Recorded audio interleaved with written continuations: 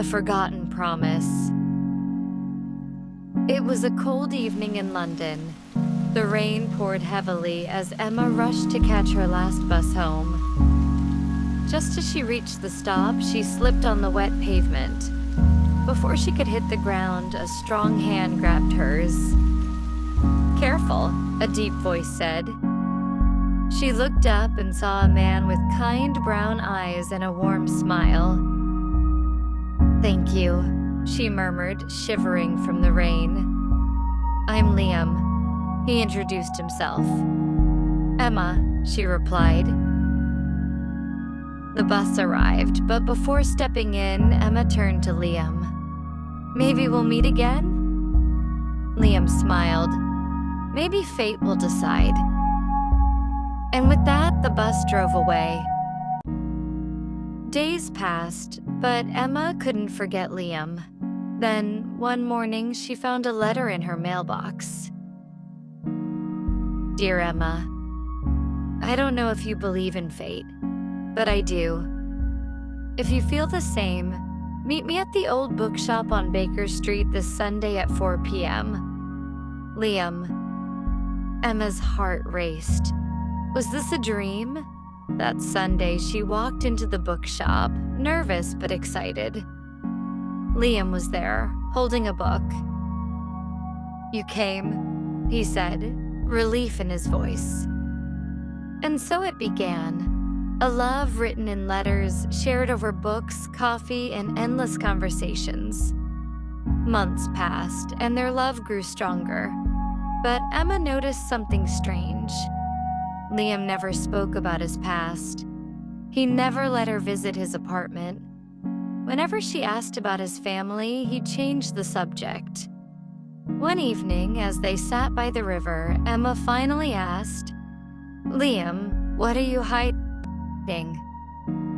Liam sighed, looking away. "There's something you should know." Before he could continue, his phone rang.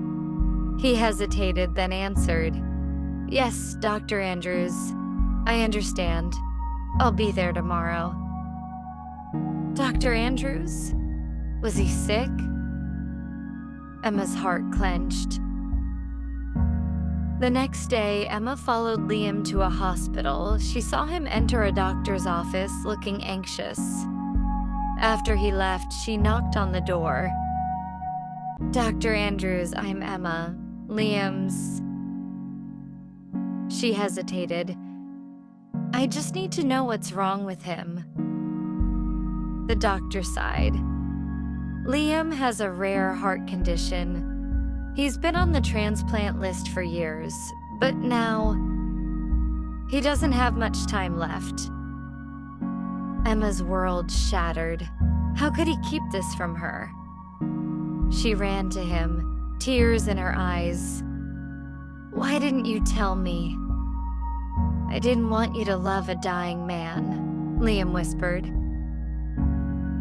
"But I already do," she cried, holding his face.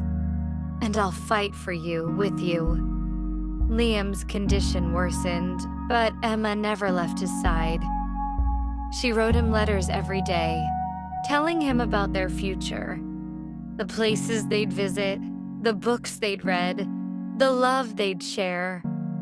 One evening, as she read him a letter, his breathing slowed. He held her hand tightly. "Promise me, you'll keep writing, even if I'm not here." Tears fell from her eyes. "I promise." And with a final smile, Liam closed his eyes forever. Years later, Emma published a book titled Letters to Liam, a collection of all the letters she had written, even after he was gone. It became a bestseller, touching the hearts of thousands. One day, at a book signing, a little boy approached her. He held a letter in his small hands. "My dad's name was Liam too," he said. "He told me that love never dies." Emma smiled, blinking back tears.